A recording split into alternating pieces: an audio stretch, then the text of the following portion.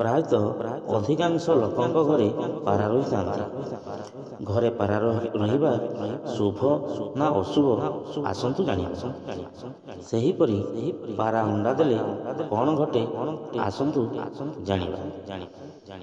ବାସ୍ତୁଶାସ୍ତ୍ର ଅନୁଯାୟୀ ଘରେ ପାରା ବସା କରିବା ଭାଗ୍ୟର ପ୍ରତୀକ ଭାବରେ ବିବେଚନା କରାଯାଏ।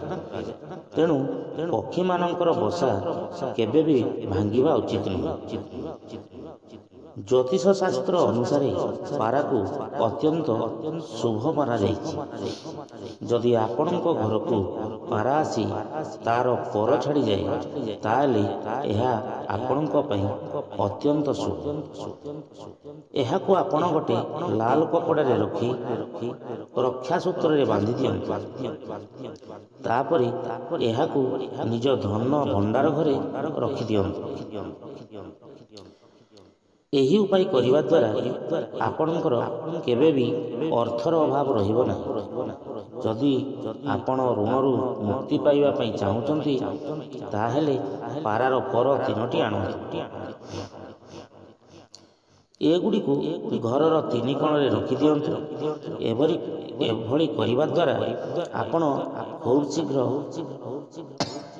ଋଣରୁ ମୁକ୍ତି ପାଇଯିବେ ଏବଂ ଘରେ ସୁଖ ଶାନ୍ତି ବିଦ୍ୟମାନ ହେବ।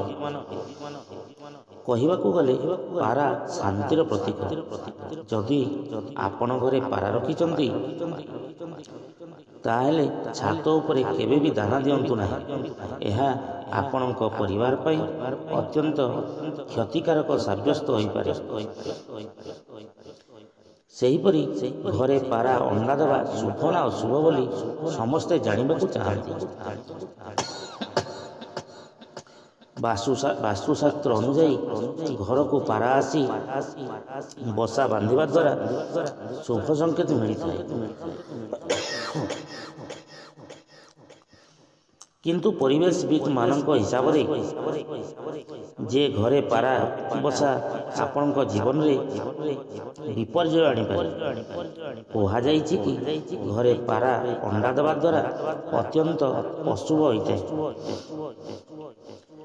ବାସ୍ତୁଶାସ୍ତ୍ର ଅନୁଯାୟୀ ଯଦି ପାରା ଘରର ବାଲକୋନିରେ ଅଣ୍ଡା ଦିଏ ତେବେ ଶୁଭ ଫଳାଫଳ ମିଳିଥାଏ। ଏହା ଅର୍ଥ ହେଲା ଯେ ଆପଣଙ୍କ ଅନେକ ସ୍ୱପ୍ନ ଶୀଘ୍ର ପୂରଣ ହେବାକୁ ଯାଉଛି। ଧଳା ପାରା ଦେଖିବା ଅତ୍ୟନ୍ତ ଶୁଭ ବୋଲି ମାନାଯାଇଥାଏ।